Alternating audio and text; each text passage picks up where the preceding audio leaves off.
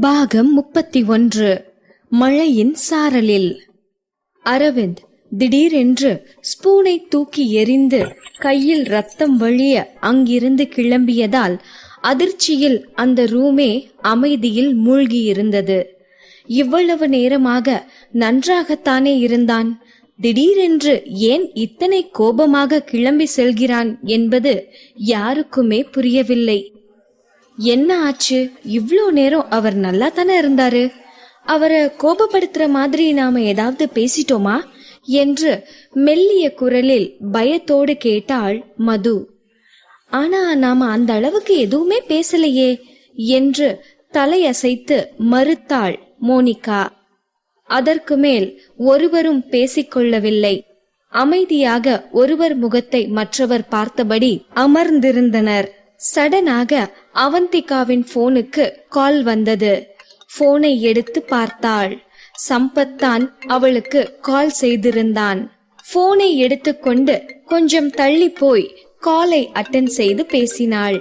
Avantika, Aravind sir போனை அங்கேயே விட்டுட்டு வந்துட்டாரு. உனக்கு பிரச்சனை இல்லைன்னா போனை கார் பார்க்கிங்குக்கு கொண்டு வந்து கொடுக்க முடியுமா என்று அவன் கேட்கவும், சரி என்று கூறிவிட்டு டேபிளிற்கு வந்தாள். அரவிந்தின் போன் டைனிங் டேபிளின் மீதுதான் இருந்தது. அதை யாருக்கும் தெரியாமல் எடுத்துக்கொண்டவள் ரெஸ்ட் ரூம் செல்வதாக சொல்லிவிட்டு கார் பார்க்கிங்கிற்கு ஓடினாள். அங்கு அரவிந்தின் கார் ஸ்டார்ட் செய்யப்பட்ட நிலையில் நின்று கொண்டிருந்தது. டிரைவர் சீட்டில் அமர்ந்திருந்த சம்பத் கார் விண்டோவை இறக்கி அவந்திகாவை பார்த்தான். காருக்கு அருகில் வந்தவள் சம்பத்திடம் போனை கொடுத்துவிட்டு பின் சீட்டில் அமர்ந்திருந்த அரவிந்தை பார்த்தாள். அவனோ எந்த முகபாவமும் காட்டாமல் அவளை கண்டு கொள்ளாமல் அமர்ந்திருந்தான். அவன் அடிபட்ட கையில் இருந்து ரத்தம் வழிந்து கொண்டிருந்தது.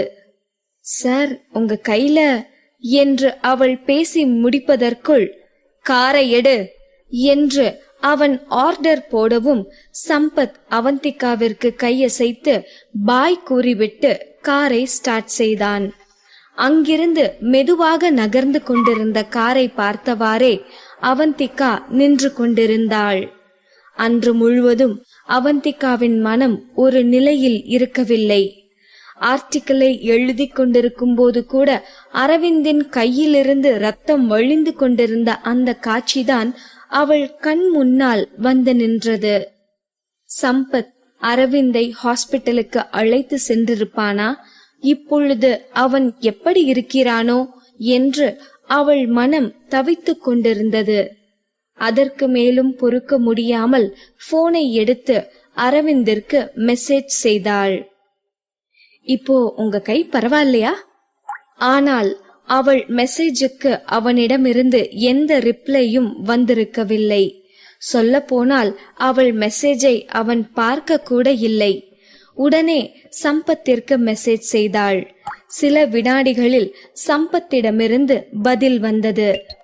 ஹாஸ்பிட்டல் போய் கட்டு போட்டாச்சு, இப்போ சார் நல்லாவே இருக்காரு என்று அவனிடமிருந்து மெசேஜ் வந்த பிறகுதான் அவந்திகாவிற்கு நிம்மதியானது.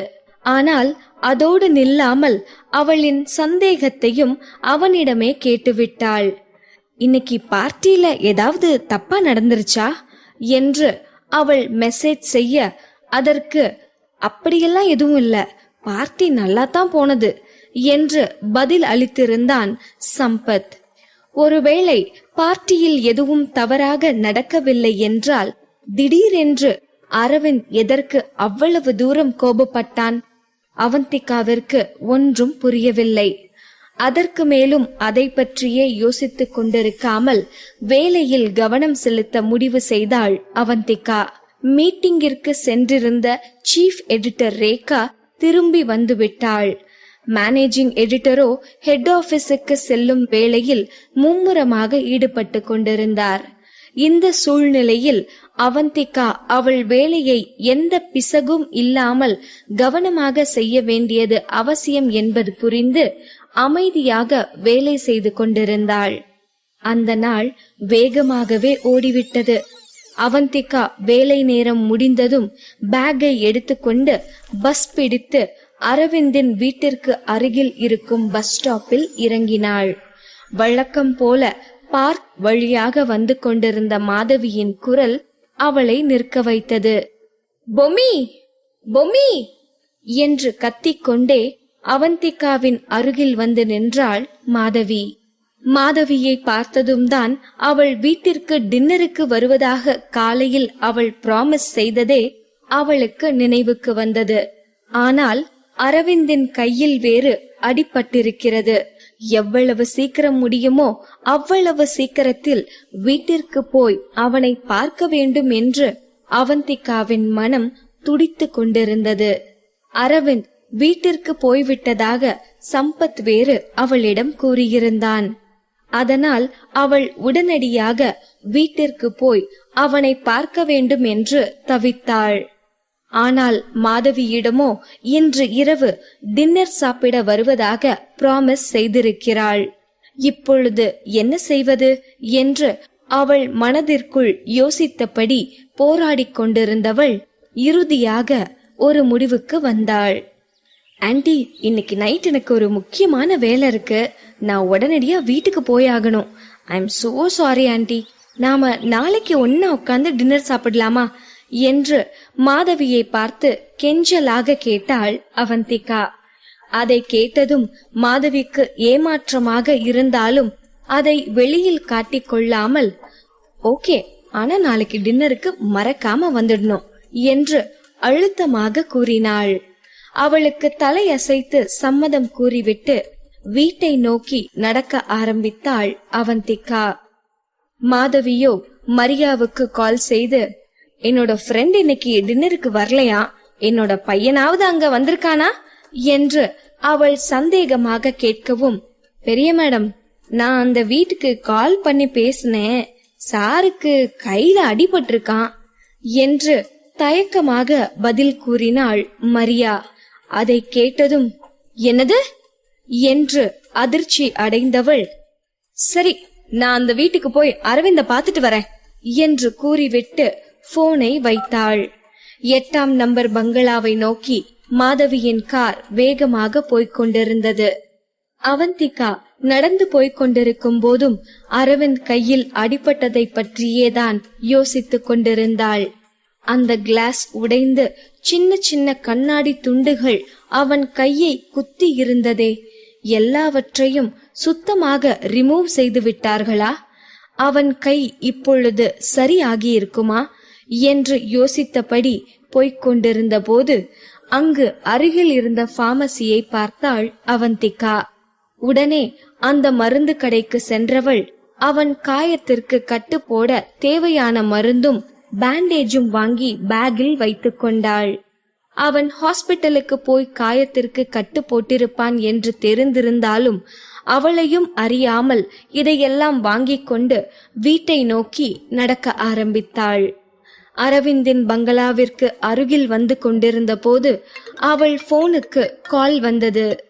மரியாதான் கால் செய்திருந்தாள். அவந்திகா, நீங்க வீட்லயா இருக்கீங்க என்று தயக்கத்தோடு கேட்டாள்.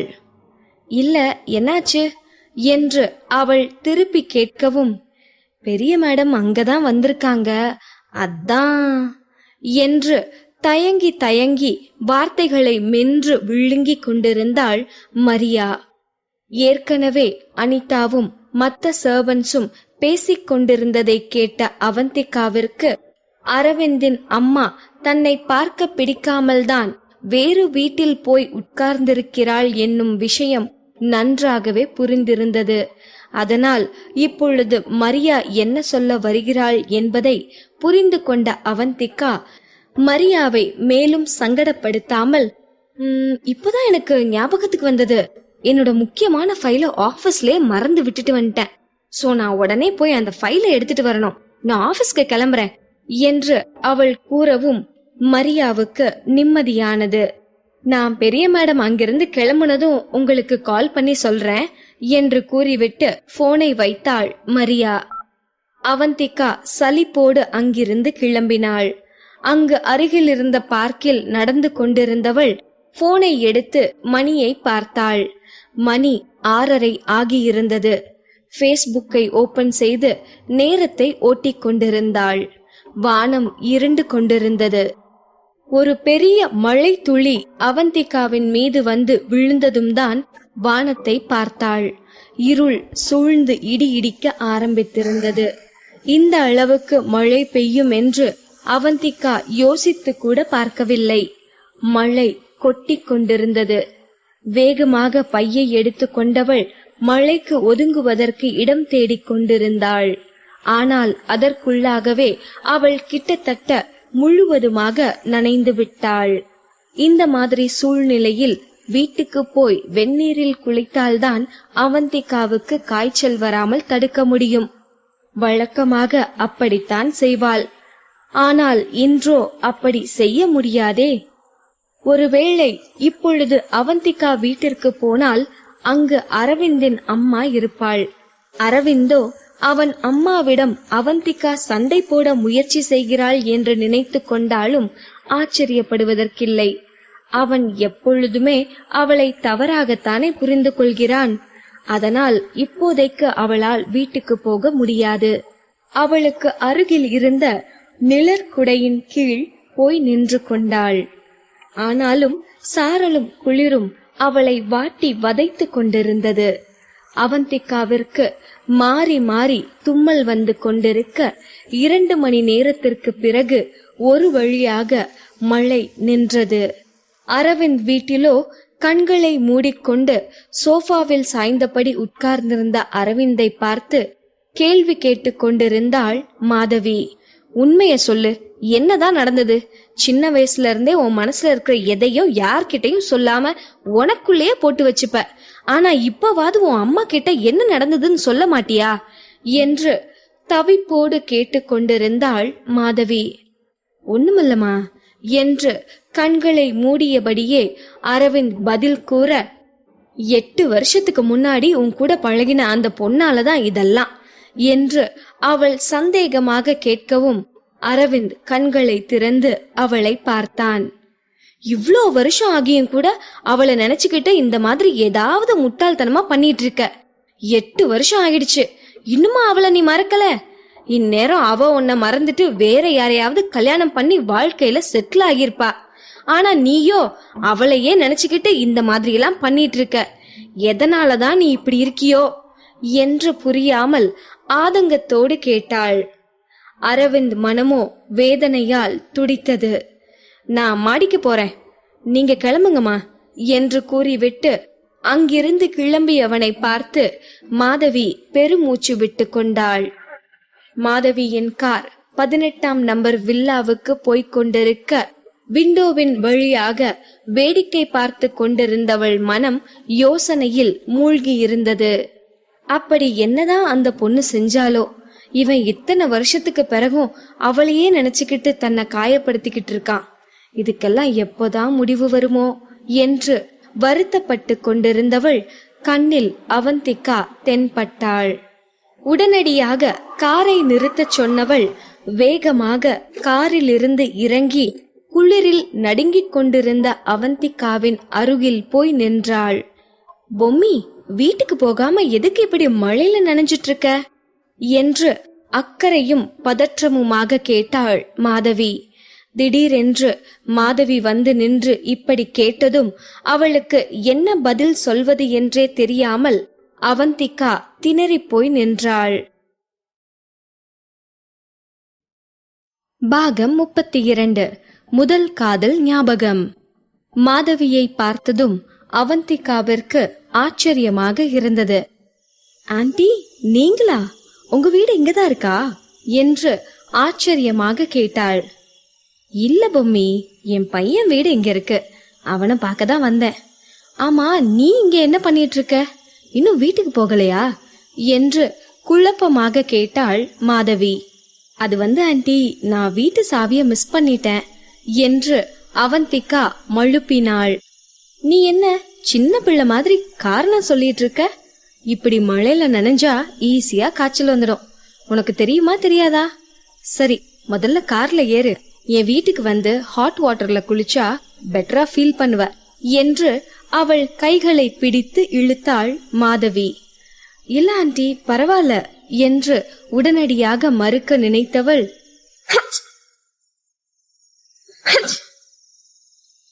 என்று தும்மியபடி பேச முடியாமல் திணறினாள்.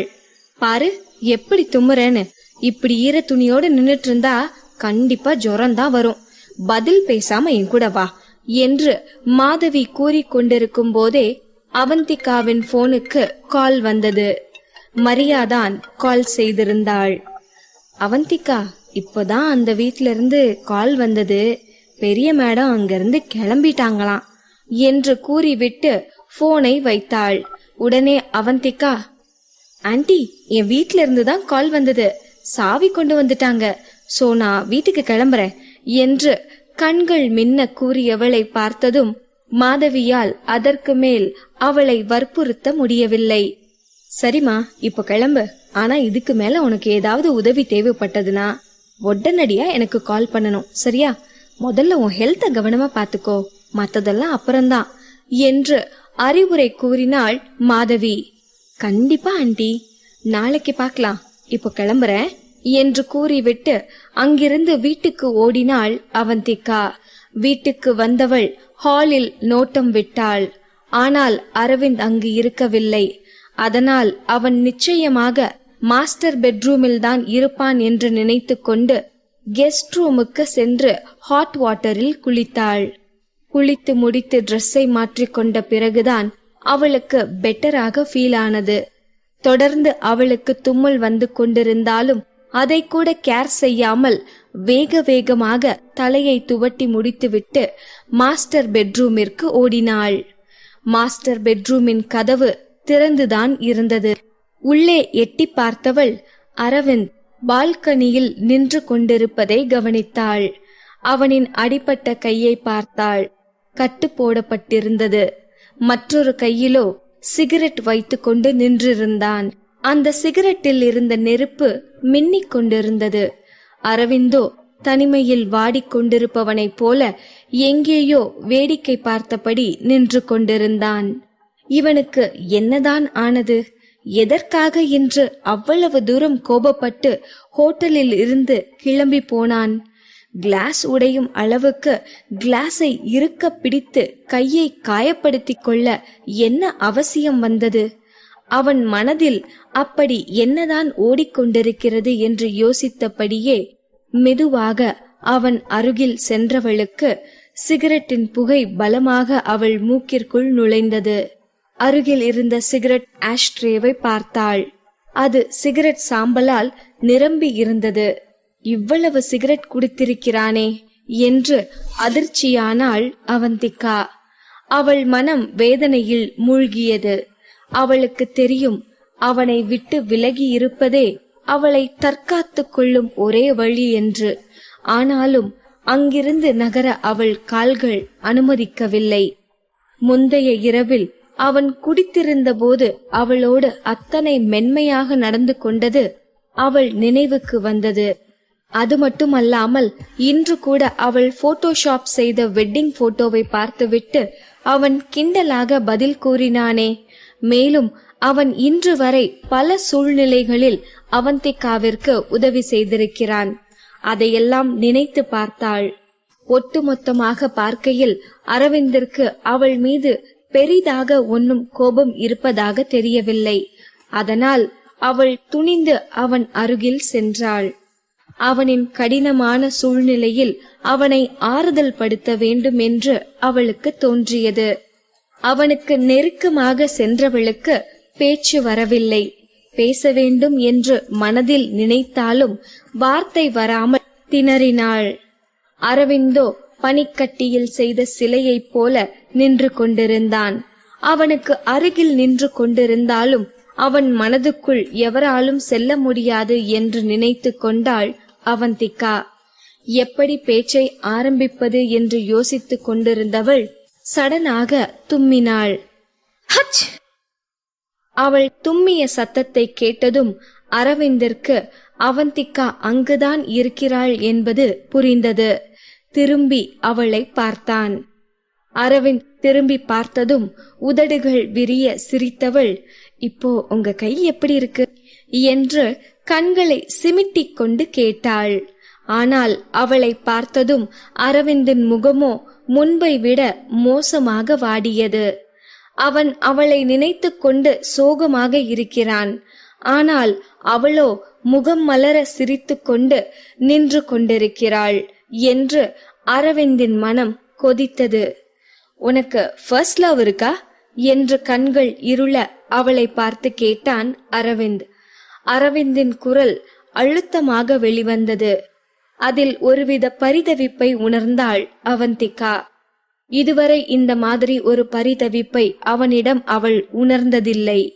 அவன் திடீரென அப்படி கேட்டதும் அவந்திகாவிற்கு அதிர்ச்சியாக இருந்தது. தன் முதல் காதலை பற்றி அவள் எப்படி கூறுவாள்?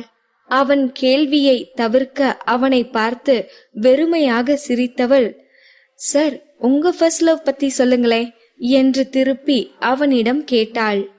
அவன் சம்பந்தமே இல்லாமல் அவளின் முதல் காதலை பற்றி கேள்வி கேட்கிறான் என்றால் அவனின் முதல் காதல்தான் அவனை இந்த அளவுக்கு சோகமாக்கி இருக்க முடியும் என்று யூகித்தாள் அவந்திகா. ஆனால் அவனோ, எனக்கு அப்படியெல்லாம் எதுவும் இல்ல என்று தளர்ந்த குரலில் பதில் கூறவும் அவந்திகா அதற்கு மேல் அதை பற்றி கேட்காமல் அந்த டாபிக்கை அதோடு விட்டுவிட்டாள். ஆனால் அவன் கூறிய விதம் அவன் சொன்னது பொய் என்று உணர்த்தி கொண்டிருந்தது. சார், நீங்க பேட் மூட்ல இல்லனா நான் உங்களுக்கு ஒரு ஜோக் சொல்லட்டுமா என்று அவள் கேட்கவும் அரவிந்த் பதில் பேசாமல் அமைதியாக அவளை பார்த்தான். அவன் அமைதியை சம்மதமாக எடுத்துக்கொண்டு பேச ஆரம்பித்தாள் அவந்திகா.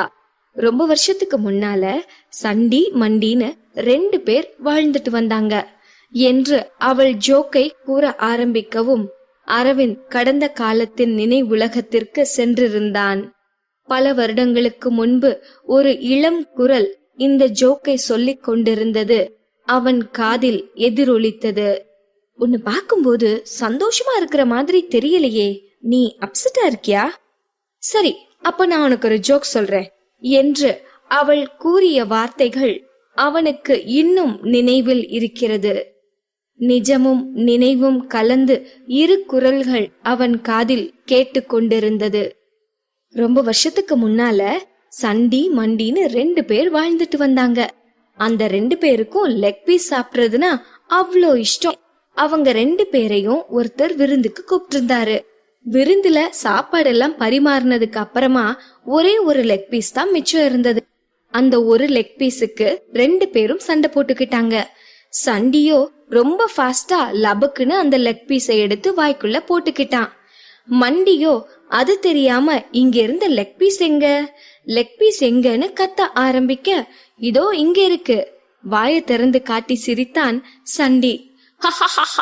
என்று அவளே ஜோக்கையும் கூறிவிட்டு அவளே சிரிக்கவும் ஆரம்பித்தாள்.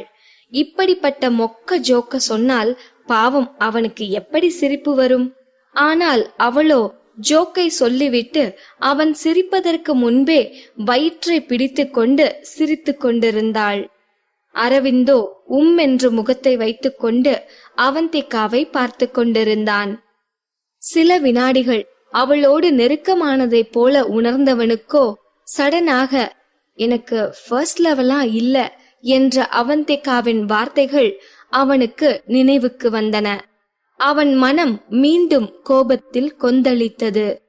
ஆம், 8 வருடங்களுக்கு முன்னால் அவளோடு பழகியவனை அவள் பாசிங் கிளவுடாகத்தானே நினைத்திருக்கிறாள்.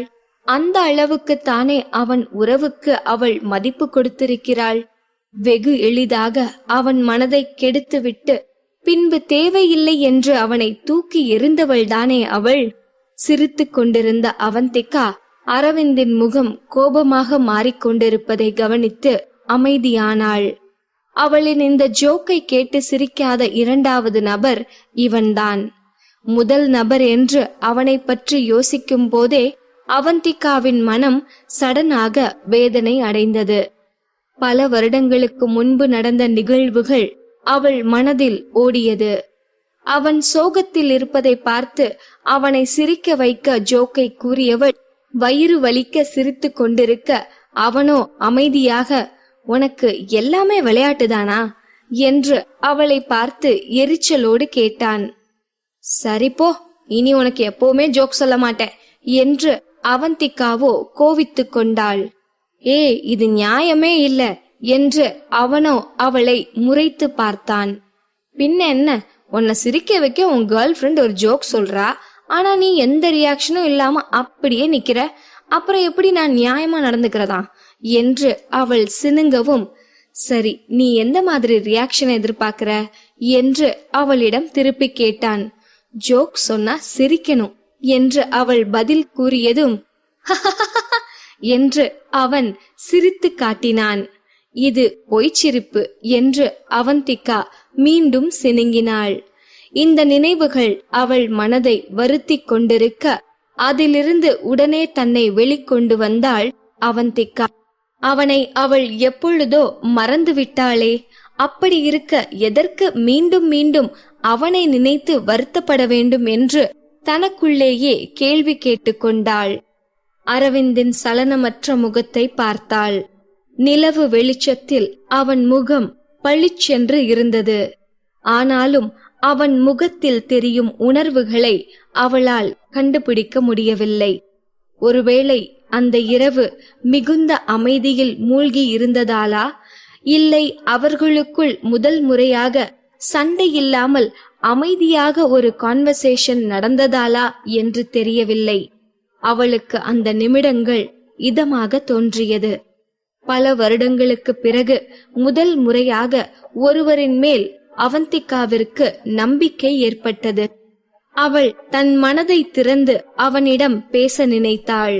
அவனுக்கு எதிர் திசையில் திரும்பி பார்த்தபடி, ஆக்சுவலி எனக்கு ஃபர்ஸ்ட் லவ் இருக்கு என்று தன்னையும் அறியாமல் பேச ஆரம்பித்திருந்தாள். பாகம் 33. அத்துமீறுதல் அவனின் வழக்கம். அவந்திகா தனக்கு முதல் காதல் இருக்கிறதென்று கூறியதை கேட்டதும் அரவிந்தின் கண்கள் கூர்மையானது. அவந்திகாவை நெருங்கி அவள் அருகில் வந்தான் அரவிந்த்.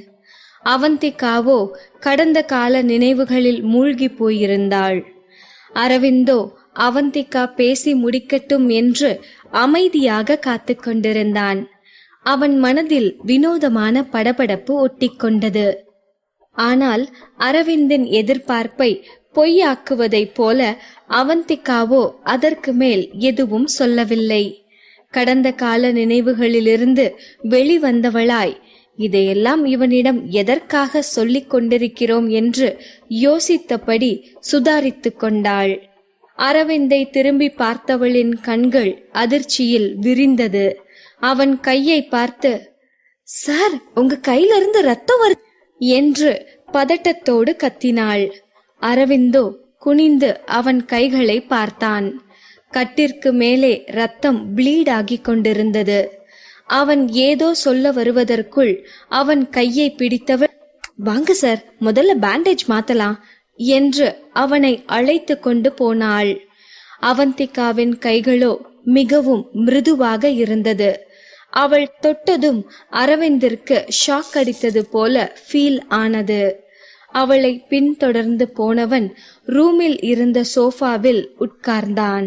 அவனை உட்கார வைத்துவிட்டு ஃபர்ஸ்ட் எய்ட் கிட் எடுக்க போனவள் கைகளை பிடித்து நிறுத்தி, நீ சொல்ல வந்தத முதல்ல சொல்லு என்று அவன் கூறவும் அவந்திகாவிற்கு திகைப்பாக இருந்தது. அவனுக்கு அவன் கையை பற்றியோ காயத்திலிருந்து வழியும் இரத்தத்தை பற்றியோ கவலை இருக்கவில்லை. அவனுக்கு வேண்டியதெல்லாம் அவள் சொல்ல வந்த வார்த்தைகளை முழுதாக கேட்க வேணும், அவ்வளவுதான். சொல்ல வந்தத சொல்றதா? அரவிந்த் அவளின் முதல் காதலை பற்றி தெரிந்து கொள்ள ஆர்வமாக இருக்கிறான் என்பதை புரிந்து கொண்டாள் அவந்திகா. அரவிந்த் கூட மற்றவரின் கதையை கேட்பதில் ஆர்வம் காட்டுகிறானே என்று அவந்திகாவிற்கு ஆச்சரியமாக இருந்தது. ஆனாலும் அவள் மறக்க நினைத்த கடந்த காலமாயிற்றே அது. மீண்டும் அதை கிளறி அவள் மனதை வருத்தி கொள்ள அவள் விரும்பவில்லை. அதனால் நான் அத மறந்துட்டேன் என்று அதற்கு மேல் கூறாமல் அந்த டாபிக்கிற்கு முற்றுப்புள்ளி வைக்க நினைத்தாள் அவந்திகா. என்ன, மறந்து விட்டாளா? அவள் கூறிய வார்த்தைகள் அவன் இதயத்தை கூரான கத்தியை வைத்து குத்தி கிழிப்பது போல வலியை உண்டு பண்ணியது.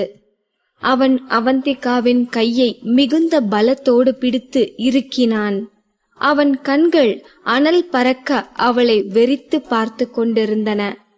மறந்து விட்டாள் என்றால் அவள் அவனோடு, அவன் உணர்வுகளோடு விளையாடி இருக்கிறாள் என்றுதானே அர்த்தம். 8 வருடங்களுக்கு முன்பு நடந்த எதையும் அவனால் இன்று வரை மறக்க முடியவில்லையே. ஆனால் அவளோ சர்வசாதாரணமாக மறந்துவிட்டேன் என்று சொல்கிறாளே. அந்த நொடி அவனுக்குள் கோபமும் ஆத்திரமும் எல்லையை கடந்து அவனை இழுத்து கொண்டு சென்றது. அவள் கைகளை அவன் இறுக்கி பிடிக்கவும் வலி பொறுக்காமல் அரவிந்தை பார்த்தாள் அவந்திகா. ஆனால் அவன் முகமோ கோபத்தில் சிவந்து இருக்க அவன் முகத்தை பார்க்கவே அவளுக்கு பயமாக இருந்தது. அதற்கு மேல் பேச அவளுக்கு தைரியம் வரவில்லை. அவன் மெல்ல எழுந்து நின்றான். அவன் உருவம் அவளை முழுதாக மறைத்தது. அந்த அறையே அவனின் கோபத்தீயால் பற்றி கொண்டு எரிந்தது. பெரும் ஆபத்து சூழ்ந்து கொண்டதைப் போல அந்த சூழ்நிலை அவளை மிரட்டி கொண்டிருந்தது. அவனுக்கு திடீரென்று என்ன ஆயிற்று, ஏன் இந்த அளவுக்கு கோபப்படுகிறான் என்று அவள் பயந்து போய் அவனை பார்த்து கொண்டிருக்க, அவனோ "நீ மறந்துட்டியா?" என்று ஏளன குரலோடு அவளை பார்த்து கேட்டான். அந்த கேள்வி பலவித உணர்வுகளை வெளிப்படுத்தி கொண்டிருந்தது. முக்கியமாக அந்த கேள்வியில் வெளிப்பட்ட வேதனையை அவந்திகாவால் உணர முடிந்தது. ஆனால் அதற்கு மேல் யோசிக்க கூட அவந்திகாவிற்கு நேரம் இருக்கவில்லை. மிகுந்த பலத்தோடு அவளை இழுத்து சோபாவின் மீது தள்ளினான் அரவிந்த். அவள் சோஃபாவில் இருந்து எழுந்து கொள்ள முயற்சி செய்வதற்குள் அவன் அவள் மீது வந்து விழுந்திருந்தான். அவனின் அசூரத்தனமான நடவடிக்கைகள் அவளை அச்சுறுத்தியது. "சார், இது பிரெக்னன்ட் ஆகிறதுக்கான பாசிபிலிட்டி டே இல்ல" என்று கத்தினாள். சடனாக அவன் ஸ்டாப் ஆகவும் அவனை நம்பிக்கையோடு பார்த்தாள் அவந்திகா. ஆனால் அவனோ நக்கலாக சிரித்தான். "ஓ, அப்படின்னா உனக்கு எவ்வளவு பணம் வேணும் கேளு" என்று ஏளனமாக அவன் கேட்கவும் அவந்திகாவின் இதயம் நொறுங்கியது. அவன் அவளை பற்றி என்ன நினைத்து கொண்டிருக்கிறான்? பணத்திற்காக எதையும் செய்பவள் என்றா? அவனிடம் பணத்தை மட்டுமே எதிர்பார்த்து கொண்டிருக்கிறாள் என்பதா அவனின் எண்ணம்? அவள் அவனுக்கு பதிலடி கொடுப்பதற்குள் அவன் அவளின் உடைகளை கிழித்து எறிந்திருந்தான். அவள் உதடுகளை கவ்விக்கொண்டு அவளை பேச விடாமல் செய்தான். அந்த முத்தம் மிக ஆழமாக இருந்தாலும் அது காட்டு மிராண்டித்தனமாக அவளுக்கு மிகுந்த வலியை கொடுத்து கொண்டிருந்தது. அவளின் மொத்த உடலும் அவனின் வன்முறையால் வேதனைக்குள்ளானது. அவன் பிடியிலிருந்து அவளால் தப்பிக்க முடியவில்லை. அவள் மொத்தமாக பலவீனமடைந்தாள். அவளால் இப்பொழுது கண்ணீர் வடிக்க மட்டுமே முடிந்தது. அவளை அவன் கொடூரமாக தண்டித்து கொண்டிருப்பதைப் போல உணர்ந்தாள். அவளின் உடல் கொஞ்சம் கொஞ்சமாக மரத்து போய்க் கொண்டிருந்தது. அவளை தண்டித்துவிட்ட திருப்தியில் அவள் காதருகே வந்தவன், "இது ஞாபகம் இருக்கும்ல" என்று கூறியதை அரை மயக்கத்தில் கேட்டுக்கொண்டிருந்தாள் அவந்திகா. நீண்ட நேரத்திற்கு பிறகு ஒரு வழியாக அவளுக்கு கொடுக்கப்பட்டு கொண்டிருந்த தண்டனை முடிவுக்கு வந்தது. கதவை ஓங்கி அறையும் சத்தத்தை கேட்டதும் அரவிந்த் அந்த அறையில் இருந்து வெளியேறியதே அவளுக்கு தெரிந்தது. அவந்திகாவின் உடலும் மனமும் ஒன்று சேர நிம்மதியானது. அவள் ஆழ்ந்த தூக்கத்திற்கு போயிருந்தாள். அந்த தூக்கத்தின் வாயிலாக அவளின் கடந்த கால கோர சம்பவம் கனவாக அவள் கண்ணுக்கு முன்னால் ஓடிக்கொண்டிருந்தது. அப்பா, அம்மா, தம்பியோடு சந்தோஷமாக பேசிக்கொண்டிருந்தாள். அவளை சுற்றி மூவரும் உட்கார்ந்திரு. அவந்திகாவின் சிரிப்பு சத்தம் அந்த வீட்டில் நிறைந்திருந்தது. திடீரென்று எங்கோ தீ பிடித்ததை போன்ற ஸ்மெல் வந்து கொண்டிருக்க அவளின் வீட்டை சுற்றியும் அனல் பரவிக் கொண்டிருந்தது. சடனாக மேலெழுந்து வீடு முழுவதுமாக பரவிய தீயை பார்த்து பயத்தில் அலறினாள் அவந்திகா. அந்த நால்வருக்கும் என்ன செய்வதென்றே புரியவில்லை. அவந்திகாவையும் அவன் தம்பியையும் காப்பாற்றும் முயற்சியில் அவளின் அப்பா அம்மா இருவரும் தீயில் மாட்டிக்கொண்டனர். அவந்திகாவிற்கு ஒன்றும் புரியவில்லை. யாரை காப்பாற்றுவது, என்ன செய்து தீயை அணைப்பது என்று திகைத்திருந்தவள் கடைசியில் தீயில் மாட்டிக்கொண்ட அவள் தம்பியை அங்கிருந்து வெளியே இழுத்து கொண்டு வந்தாள். அவளின் அம்மாவும் அப்பாவும் தீயோடு தீயாக எரிந்து கொண்டிருக்க அதை பார்த்தவள் நோ நோ என்று கதறி அழுதாள். அலறியபடியே கனவிலிருந்து முழித்து கொண்டவளுக்கு அது கனவுதான் என்று புரியவே நீண்ட நேரம் ஆனது.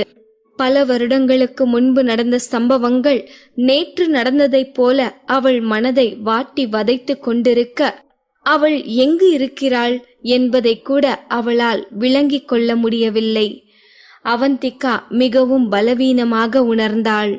அவள் கையை கூட நகர்த்த முடியாத அளவுக்கு உடல் மொத்தமும் வலித்து கொண்டிருந்தது. அவளது உடல் தீயில் வெந்து கொண்டிருப்பதைப் போல அனல் வீசிக் கொண்டிருக்க கழுத்தை தொட்டு பார்த்தவள் காய்ச்சல் அடிப்பதை உணர்ந்தாள். அவள் எழுந்து கொள்ள முயற்சி செய்தாள். ஆனாலும் அவளால் அந்த சோஃபாவில் இருந்து ஒரு அடி கூட எடுத்து வைக்க முடியவில்லை. மொத்த பலத்தையும் போட்டு அவள் எழுந்து கொள்ள முயற்சி செய்து கொண்டிருந்த கதவை திறக்கும் சத்தம் கேட்டு நிமிர்ந்து பார்த்தாள். கதவை திறந்து கொண்டு உள்ளே வந்தாள் அனிதா. தொண்டை கரகரக்க, அனிதா, எனக்கு உடம்பு சரியில்லை, பிளீஸ் அந்த தண்ணியை எடுத்துக்கொடு என்று டேபிளின் மீது இருந்த தண்ணீர் ஜக்கை கை காட்டி கூறியவளை கேலியாக பார்த்துவிட்டு அவந்திகாவை கொஞ்சம் கூட கண்டு கொள்ளாமல் ரூமை விட்டு வெளியேறினாள் அனிதா. அனிதா அப்படி போனதும் அவந்திகாவுக்கு மிகுந்த அதிர்ச்சியாக இருந்தது. என்னதான் தன்னை அனிதாவுக்கு பிடிக்காவிட்டாலும் உடல்நிலை சரியில்லாத நேரத்தில் கூட இப்படி நடந்து கொள்ள வேண்டுமா என்று அவந்திகாவின் மனம் வேதனைப்பட்டது. அவந்திகாவால் சோஃபாவை விட்டு எழுந்து கொள்ள கூட முடியவில்லையே. பிறகு எங்கு டேபிளில் இருக்கும் தண்ணீரை எடுத்து குடிக்க முடியும்? இப்போதைக்கு அவளால் கண்களை மூடி தூங்க மட்டுமே முடிந்தது. தூங்கி எழுந்தால் எல்லாம் சரியாகிவிடும் என்று நம்பினாள். அவந்திகா அன்று வேலைக்கு போகவில்லை. அவள் லீவ் போட்ட விஷயத்தை நியூஸ் ஏஜென்சிக்கு போன் பண்ணி கூட சொல்ல முடியாத நிலையில் இருந்தாள். நியூஸ் ஏஜென்சியிலிருந்து அவந்திகாவின் நம்பருக்கு பல முறை கால் வந்து கட் ஆகி கொண்டிருந்தது. அதை கூட அறியாமல் ஆழ்ந்து உறங்கிக் கொண்டிருந்தாள் அவந்திகா. அன்று மாலை வரை அவள் ஒரு வாய் தண்ணீர் கூட குடிக்கவில்லை. ஒரு பருக்கை சாதம் கூட அவள் வயிற்றுக்குள் போயிருக்கவில்லை. 2 முறை பலமாக இருமியவளின் வயிறு புரட்டி கொண்டு வர அதற்கு மேல் கண்ட்ரோல் பண்ண முடியாமல் சோஃபாவின் கீழே இருந்த கார்பெட்டின் மீது வாந்தி எடுத்தாள். அடுத்த சில நிமிடங்களில் ரூம் கதவை திறந்து கொண்டு உள்ளே வந்த அனிதா கார்பெட்டில் அவள் வாந்தி எடுத்து வைத்திருப்பதை பார்த்து முகம் சுளித்தாள். கோபத்தோடு கார்பெட்டை எடுத்துக்கொண்டு போய் பாத்ரூமில் போட்ட அனிதா வாய்க்குள்ளேயே எதையோ முணங்கியபடி ரூமை விட்டு வெளியில் சென்று விட்டாள். அப்பொழுது கூட அவந்திகாவிற்கு உதவி செய்ய அவளுக்கு மனம் வரவில்லை. உடல்நிலை சரியில்லாமல் தண்ணீர் எடுத்து கொடுக்க கூட ஆள் இல்லாத நிலையில் அவந்திகா ரூமில் அனாதரவாக கிடக்க அந்த பங்களாவின் வாசலிலோ கருப்பு நிற கார் நின்று கொண்டிருந்தது.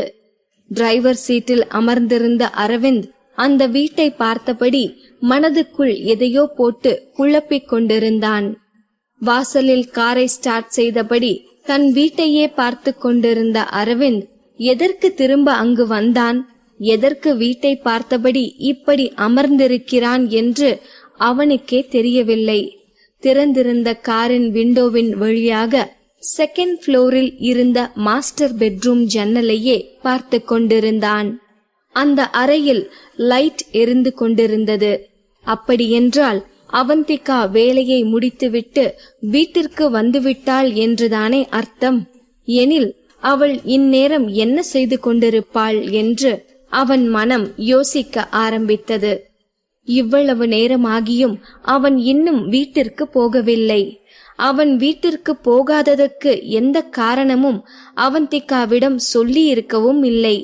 அப்படி இருந்தும் கூட அவன் இன்னும் வீட்டுக்கு வரவில்லையே, என்னவாக இருக்கும் என்று தெரிந்து கொள்ள நினைக்காமல், அவனுக்கு ஒரு கால் கூட செய்யாமல் அவள் அப்படி என்னதான் செய்து கொண்டிருக்கிறாள் என்று யோசித்து யோசித்து அரவிந்திற்கு எரிச்சலாக வந்தது.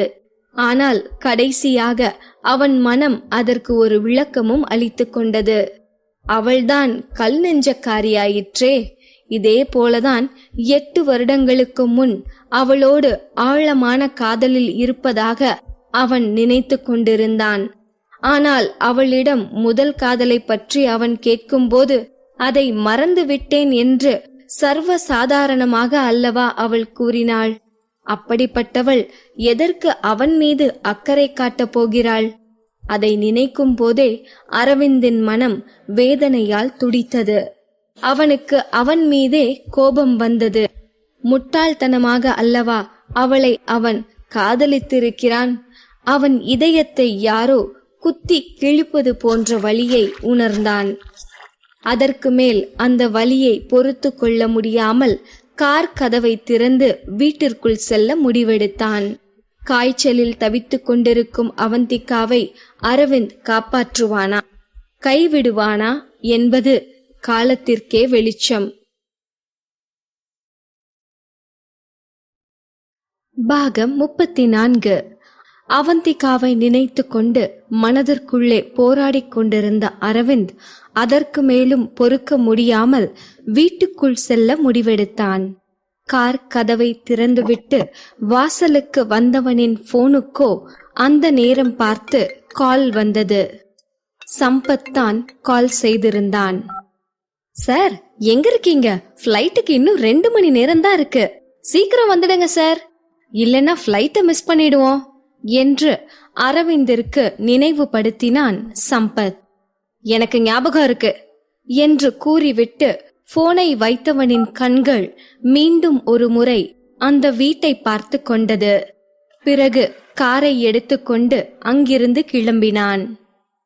அவன் கார் வாசலில் வந்து நின்றதையோ, அரவிந்த் தவிப்போடு வீட்டை பார்த்தபடி நின்று கொண்டிருந்ததையோ அங்கிருந்த யாரும் கவனித்திருக்கவில்லை. அவந்திகா கண் விழித்து பார்க்கும் பொழுது கிட்டத்தட்ட அடுத்த நாள் காலையே விடிந்திருந்தது. அவளின் வயிறு பசியால் வலித்து கொண்டிருந்தது. 2 நாட்களாக ஒன்றுமே சாப்பிடாமல் இருக்கிறாளே, அவள் வயிறு மட்டும் என்ன செய்யும்? அவளுக்கு தன் கண் இமைகள் கூட கனமாக தெரிந்தது. கண்களை திறக்கவே சிரமப்பட்டாள்.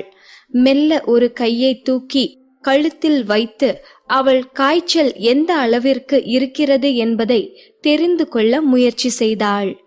ஆனால் அவள் மொத்த உடலும் ஒரே மாதிரியான டெம்பரேச்சரில் இருக்க அவளால் அவள் காய்ச்சலின் அளவை கூட யூகிக்க முடியவில்லை.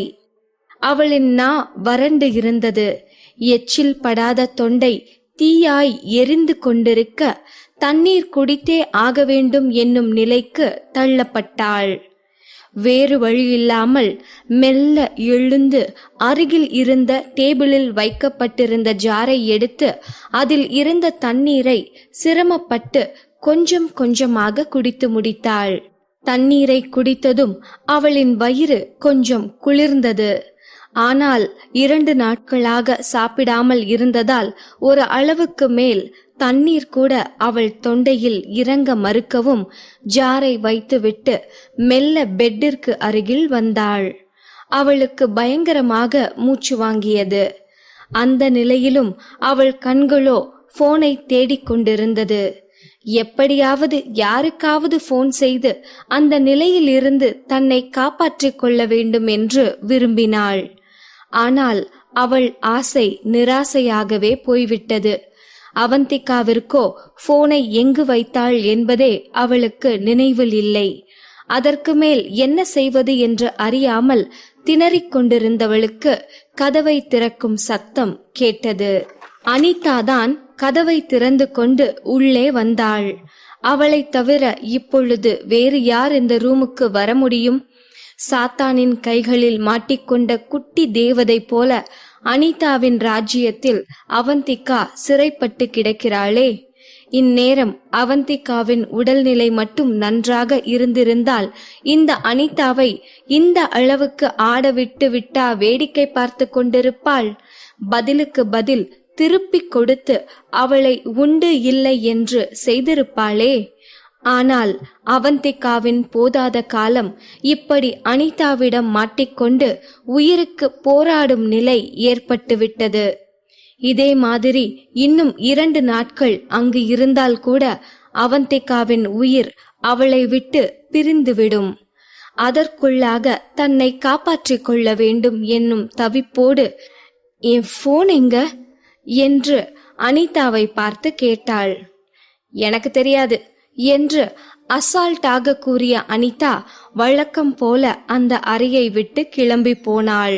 இந்த அனிதா எதற்காக அவ்வப்போது அவந்திகாவின் அறைக்கு வந்து வேவு பார்ப்பது போல் அவந்திகாவை பார்த்துவிட்டு செல்கிறாள் என்பது அவந்திகாவிற்கு புரியவில்லை. ஒருவேளை அவந்திகாவிற்கு விபரீதமாக ஏதாவது ஆகிவிட்டால் அது அனிதாவிற்கு பிரச்சனை ஆகிவிடும் என்கிற பதட்டத்தில்தான் அவந்திகாவை பார்க்க வருகிறாளா என்று அவந்திகாவிற்கு தோன்றியது. அனிதா அங்கிருந்து போனதும் அவந்திகா அப்படியே பெட்டில் படுத்துக்கொண்டு கண்ணை மூடிக்கொண்டாள். கதவிற்கு வெளியில் அனிதாவும் மற்ற சர்வன்ஸும் பேசிக்கொள்ளும் சத்தம் அவந்திகாவிற்கு கேட்டது. அனிதா, இந்த மாதிரி பண்றது சரியா? நாளைக்கு ஏதாவது பிரச்சனை வந்துட போகுது என்று அனிதாவிடம் கேட்டுக்கொண்டிருந்தாள் சசி. இதுல என்ன தப்பு இருக்கு? அவ கார்பெட்ல பாலை ஊத்திட்டு நம்மள மிரட்டிட்டு போனாலே, அத மறந்துட்டியா? இவளை மட்டும் இப்ப நாம விட்டுட்டோம்னா இதுக்கு மேல இந்த வீட்டுல நாம எப்படி வேலை பார்க்க முடியும்?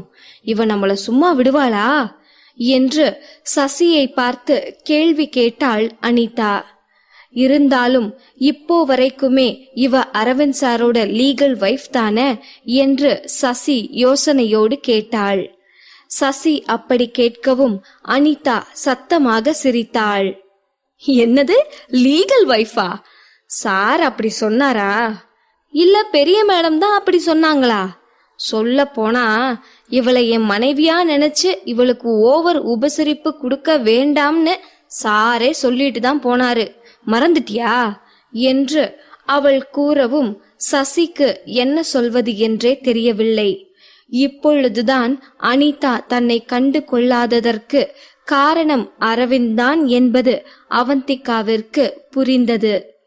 அவன் கொடுத்த இடம்தான் அனிதாவின் இந்த துணிச்சலுக்கெல்லாம் ஆணிவேராய் இருக்கிறது என்று புரிந்து கொண்ட அவந்திகா அவர்கள் பேசுவதை அமைதியாக கேட்டுக்கொண்டிருந்தாள். அனிதா, ஏற்கனவே அவ 2 நாளா சாப்பிடாம இருக்கா. இப்படியே விட்டுட்டோம்னா நிலைமை சீரியஸ் ஆகிடும் என்று எதிர்காலத்தில் வரப்போகும் பிரச்சனையை மனதில் வைத்து கொண்டு கவலையோடு பேசினாள் சசி. அதெல்லாம் ஒன்னும் ஆகாது சசி, அவ திமிருக்கு நாளைக்கு வரைக்கும் அவ பட்னி கிடந்தாலும் தப்பில்ல என்று இரக்கமே இல்லாமல் பேசிக்கொண்டிருந்தாள் அனிதா. அவர்கள் பேசிக்கொண்டிருந்ததெல்லாம் பெட்டில் படுத்து கொண்டிருந்த அவந்திகாவிற்கு தெளிவாகவே கேட்டது. அனிதாவின் வார்த்தைகள் அவளை கோபப்படுத்தினாலும் இப்பொழுது அவந்திகாவால் என்னதான் செய்ய முடியும்? உடல்நிலை சரியில்லாத நிலையில் அருகில் இருந்து பார்த்து கொள்ள யாருமில்லை என்று எண்ணியவளின் மனம் வேதனை அடைந்தது. பெட்டில் படுத்துக்கொண்டு சீலிங்கை வேடிக்கை பார்த்து கொண்டிருந்தவளுக்கு வாழ்க்கையே வெறுமையாக தோன்றியது. அவந்திகாவின் இந்த வேதனைக்கெல்லாம் அரவிந்த் தானே காரணம். அவன்தானே சர்வன்ட்ஸ் அவளிடம் இப்படி நடந்து கொள்ள முழு சுதந்திரத்தையும் கொடுத்துவிட்டு சென்றிருக்கிறான். அன்று இரவு கூட உனக்கு எவ்வளவு பணம் வேண்டும் என்று நாக்கூசாமல் கேட்டானே. அந்த வார்த்தைகள் அவந்திகாவின் நினைவுக்கு வந்து மீண்டும் அவளை வேதனைப்படுத்தியது. பணத்திற்காக எதையும் செய்யும் பெண் என்றுதானே அவளை அவன் நினைத்து விட்டான். அவள் விரும்பிய அவன் இவ்வளவு கேவலமானவன் என்று அவந்திகாவிற்கு எப்படி தெரிந்திருக்க முடியும்? தன் நிலையை நினைத்து தன்னையே நொந்து கொண்டாள் அவந்திகா. அவனை மனதிற்குள் கண்டபடி திட்டிக் கொண்டே மயக்க நிலைக்கு சென்றவளை அவளின் வயிற்று வலி மீண்டும் விழிக்க வைத்தது. இதற்கு மேல் அவளை காப்பாற்ற வேறு யாராவது வருவார்கள் என்று நம்பிக்கொண்டிருப்பதில் எந்த பலனும் இருக்க போவதில்லை. அவளேதான் அவளை காப்பாற்றிக் கொண்டாக வேண்டும் என்று உணர்ந்தவள் கதவிற்கு வெளியே என்ன நடக்கிறது என்று கூர்ந்து கவனித்தாள். அதுவரை அங்கு நின்று பேசிக் கொண்டிருந்த சர்வன்ஸின் எந்த சத்தமும் வெளியே கேட்கவில்லை. அப்படியென்றால் அவர்கள் அங்கிருந்து கிளம்பி இருக்க வேண்டும். இதுதான் சரியான நேரம் என்று முடிவெடுத்தவள் ஒட்டுமொத்த பலத்தையும் ஒன்று திரட்டி பெட்டில் இருந்து எழுந்தாள். வாழ்வா சாவா என்றொரு நிலை வரும் பொழுது யாராக இருந்தாலும் கடைசி நொடி வரை போராடித்தானே பார்ப்பார்கள். அப்படி போராட தயாரானாள் அவந்திகா. அவளின் இப்போதைய இலக்கு ஹாஸ்பிட்டலுக்கு செல்வதுதான். அதனால் மெல்ல கதவை திறந்து கொண்டு தடுமாறியபடி படிக்கட்டில் இறங்கினாள்.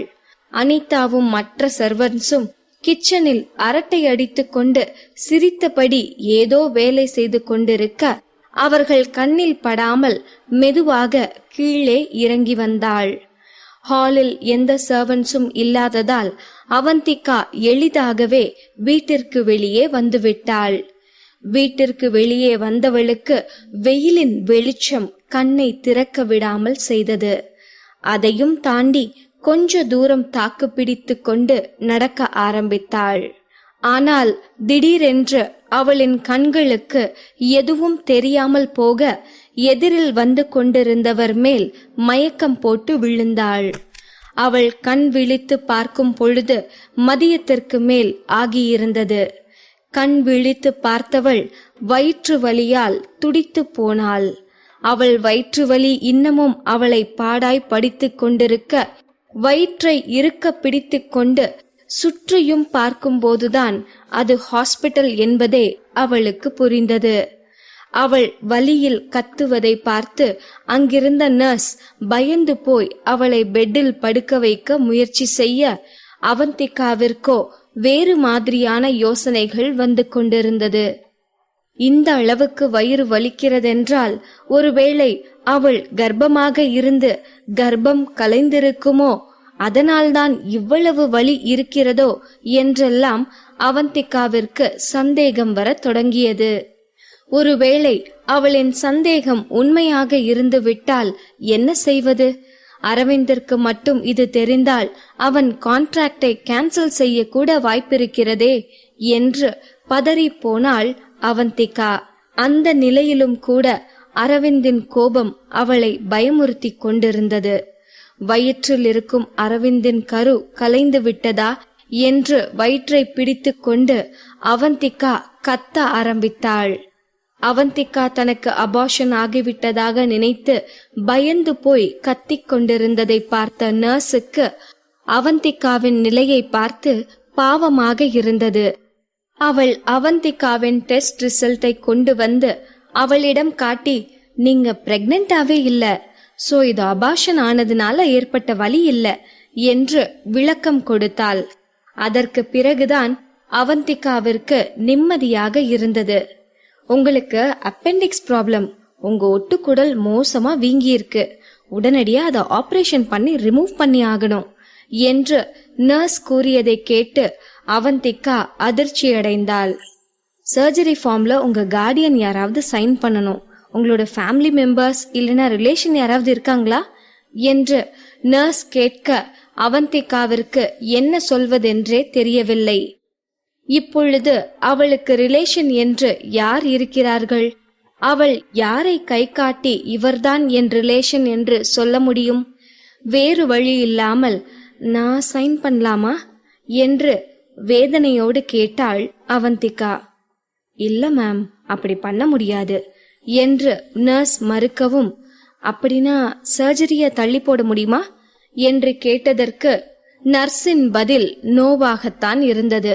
அதற்கு மேல் அவள் யோசித்துக் கொண்டிருப்பதில் எந்த பிரயோஜனமும் இல்லாததால் நர்ஸின் போனை வாங்கியவள் அரவிந்தின் போன் நம்பருக்கு டயல் செய்தாள்.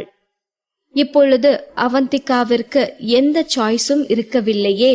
இப்போதைய சூழ்நிலையில் அவளுக்கு கார்டியனாக இருந்து சைன் போடும் அதிகாரம் கொண்ட ஒரே ஆள் அரவிந்த் தானே. அவனுக்குத்தான் கால் செய்தாள். ஆனால் அரவிந்தோ போனை எடுக்கவில்லை.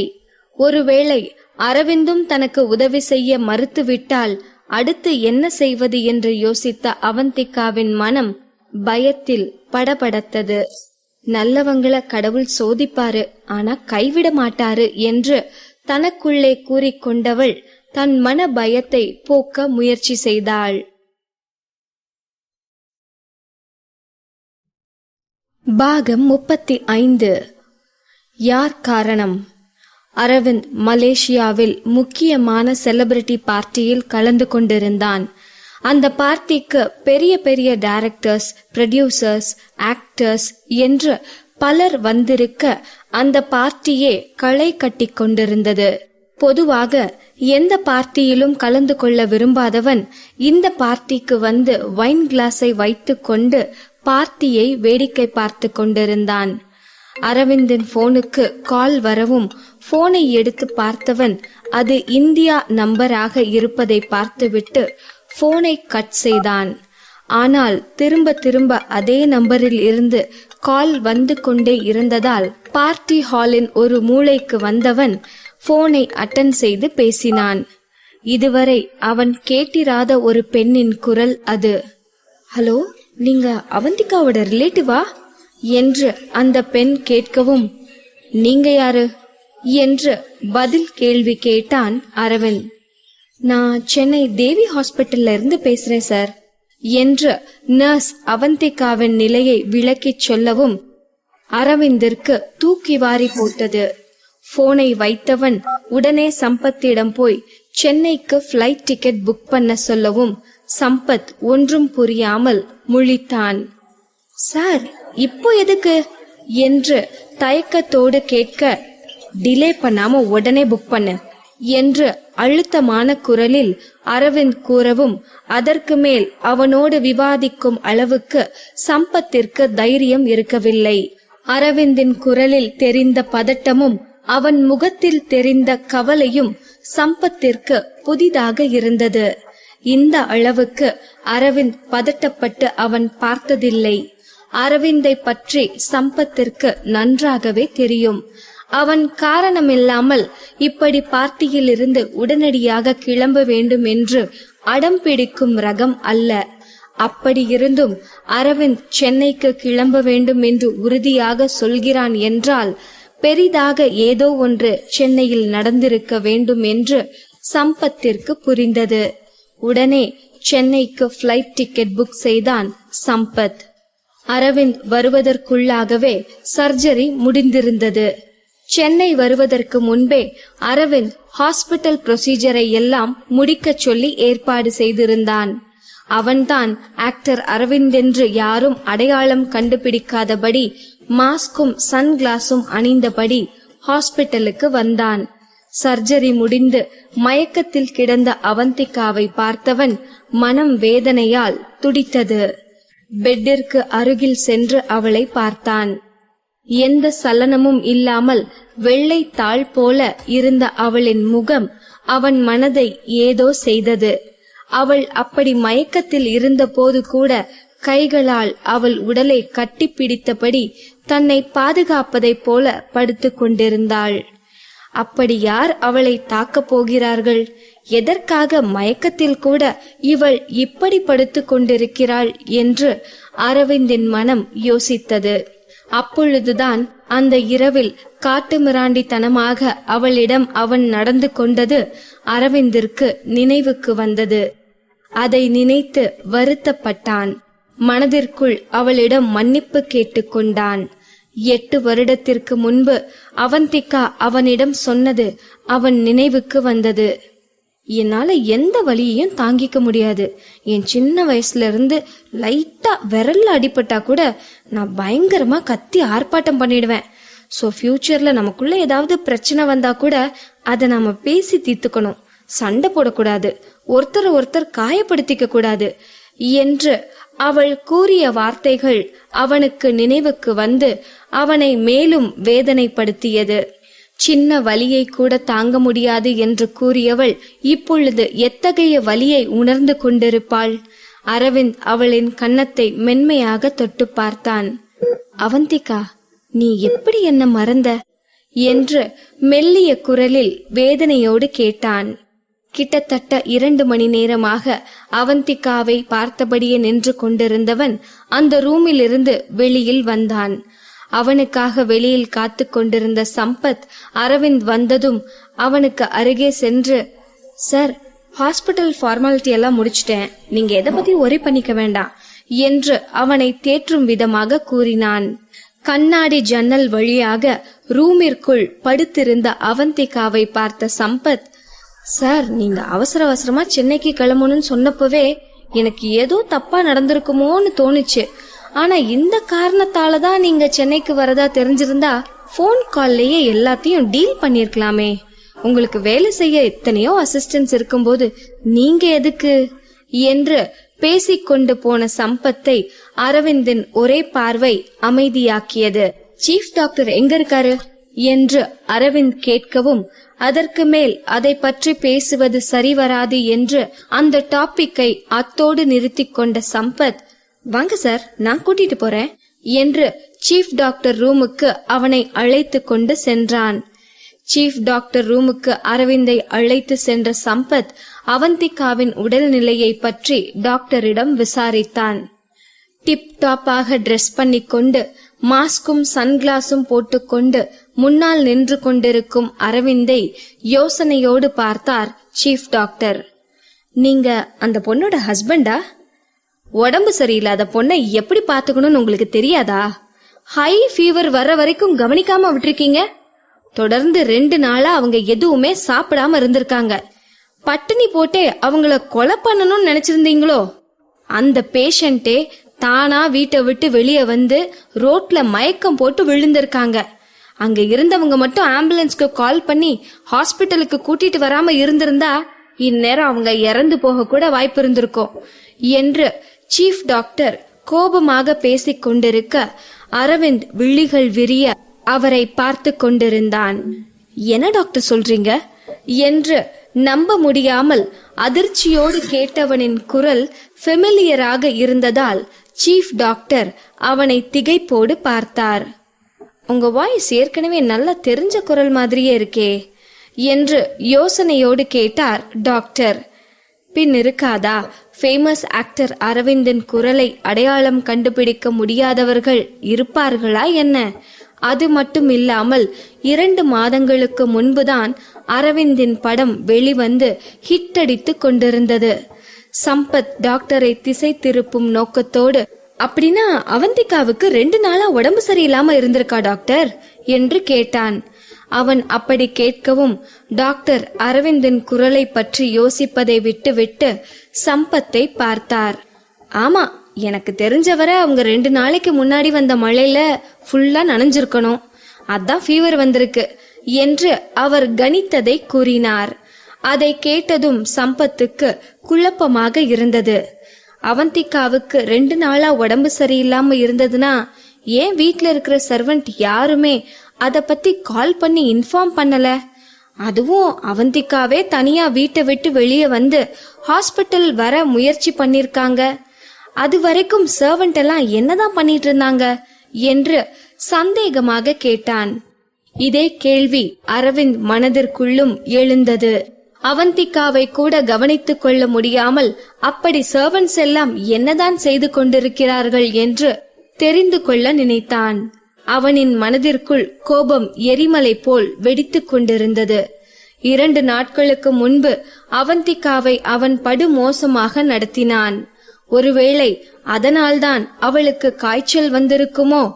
அந்த கோபத்தில்தான் அவள் தன்னை கவனித்துக் கொள்ளாமல் இந்த அளவுக்கு சீரியஸ் நிலைக்கு வந்திருப்பாளோ என்று அவன் மனம் ஏதேதோ ஆங்கிளில் யோசித்துக் கொண்டிருந்தது.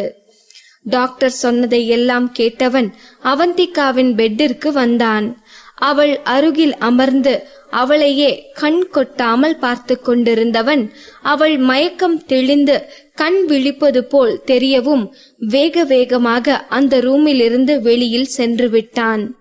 அந்த நிலையில் அவளை எதிர்கொள்ளும் மன வலிமை அவனிடம் இருக்கவில்லை.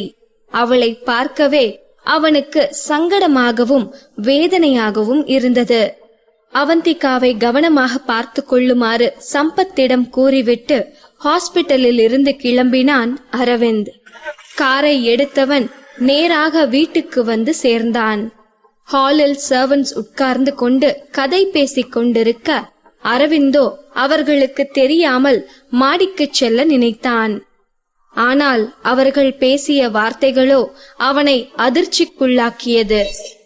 அனிதா, இத பத்தி சாருக்கு இன்ஃபார்ம் பண்ணிடலாமா என்று தேவி கேட்க, அக்கா சும்மா இருங்க, எப்படியும் அவ இந்நேரம் ஹாஸ்பிட்டலுக்கு தான் போயிருப்பா. ட்ரீட்மெண்ட் பார்த்துட்டு உடம்பு சரியானதும் நேரா வீட்டுக்கு தானே வரப்போறா, அதுக்கு எதுக்கு நாம சாருக்கு இன்ஃபார்ம் பண்ணணும் என்று அவளுக்கு தைரியமாக பதில் கூறினாள் அனிதா. அனிதா அவந்திகாவை ஒரு பொருட்டாகவே மதிக்காமல் பேசிக் கொண்டிருந்ததை கேட்டு அரவிந்தின் மனம் கோபத்தில் கொந்தளித்தது. ஆனால் அவர்களோ அரவிந்த் அங்கு வந்ததே தெரியாமல் அவர்கள் பாட்டுக்கு பேசிக் கொண்டிருந்தனர். அவர்கள் பேசிக் கொண்டிருந்ததை கேட்க கேட்க அரவிந்தால் கோபத்தை கட்டுப்படுத்த முடியவில்லை. அவன் இல்லாத 2 நாளும் அவர்கள் அவந்திகாவை எந்த அளவுக்கு நடத்தியிருப்பார்கள் என்று அரவிந்திற்கு தெளிவாகவே புரிந்தது. அன்று கூட அவந்திகா பசியால் வயிற்றை பிடித்து கொண்டு படுத்திருந்தாளே, கேட்டதற்கு டயட் இருப்பதாக கூட சொன்னாள். ஆனால் அவள் ஏற்கனவே ஒல்லியாகத்தான் இருக்கிறாள். இதில் எதற்கு தனியாக டயட் வேறு இருக்க வேண்டும்? அப்படி என்றால் நிச்சயமாய் அதற்கும் கூட இவர்கள்தான் காரணமாக இருந்திருப்பார்கள். இவர்கள் அவந்திகாவிற்கு சாப்பாடு கூட கொடுக்காமல் படு மோசமாக நடத்தி இருக்கிறார்கள் என்பது அரவிந்திற்கு தெளிவாக புரிந்தது. இவர்கள் அரவிந்தின் வீட்டில் பல வருஷமாக வேலை செய்து கொண்டிருக்கிறார்கள். அப்படி இருந்தும் இப்படியொரு காரியத்தை செய்ய இவர்களுக்கு எப்படி தைரியம் வந்தது? இவ்வாறு அரவிந்த் யோசித்துக் கொண்டிருந்த போது அவர்களோ அவர்கள் பேச்சு சுவாரஸ்யத்தில் மூழ்கி இருந்தனர். அனிதா, இந்த மாதிரி அவந்திகாவை நடத்துறது சரியா? சாருக்கு மட்டும் இது தெரிஞ்சா பெரிய பிரச்சனை ஆகிடும் தோணுது என்று கலா பயத்தோடு கேட்டாள். சார் அவந்திகாவை எப்படி ட்ரீட் பண்றாருன்னு மறந்துட்டீங்களா? சாருக்கும் அவந்திகாவை பிடிக்கல, அதனாலதான் அவளை மேடம்னு கூப்பிட வேணான்னு நேராவே மரியா அக்கா கிட்ட சொன்னாரு. அது மட்டுமா, பெரிய மேடம் அவளை பார்க்க பிடிக்காம தான் இந்த வீட்டுக்கு வராம இருக்காங்க. இதுல இருந்தே தெரியலையா சாருக்கும் பெரிய மேடத்துக்கும் அவந்திகாவை பிடிக்கலன்னு? ஒருவேளை இது பத்தி எல்லாம் சாருக்கு தெரிஞ்சா கூட அவர் பெருசா எடுத்துக்க மாட்டாரு என்று சளைக்காமல் அவர்களுக்கு பதில் சொல்லிக் கொண்டிருந்தாள் அனிதா. அவள் வார்த்தைகளை கேட்டவனின் மனதில் புயல் வீச ஆரம்பித்திருந்தது. அனிதா பேசியதை கேட்காத வரையிலும் அவனுக்குள் ஒரு சந்தேகம் இருந்து கொண்டேதான் இருந்தது. சர்வன்ட்ஸ் அவந்திகாவை மோசமாக நடத்தினால் அவள் அதை பற்றி தன்னிடம் சொல்லி இருக்கலாமே. அதுவும் அவந்திகா புத்திசாலி பெண், அவ்வளவு எளிதில் அவளை யாரும் காயப்படுத்தி விட முடியாது. அப்படி இருக்க அவள் ஏன் இதை பற்றியெல்லாம் தன்னிடம் சொல்லாமல் இருந்தாள் என்று அவன் மனம் யோசித்துக் கொண்டுதான் இருந்தது. அதற்கான காரணம் அனிதாவின் மூலமாகவே இப்பொழுது அவனுக்கு தெள்ளத் தெளிவாக புரிந்துவிட்டது. அவனை நினைத்தால் அவனுக்கே எரிச்சலாக வந்தது. மானசீகமாக அவன் தான் செய்த தவறுக்கு அவந்திகாவிடம் மன்னிப்பு கேட்டுக்கொண்டான்.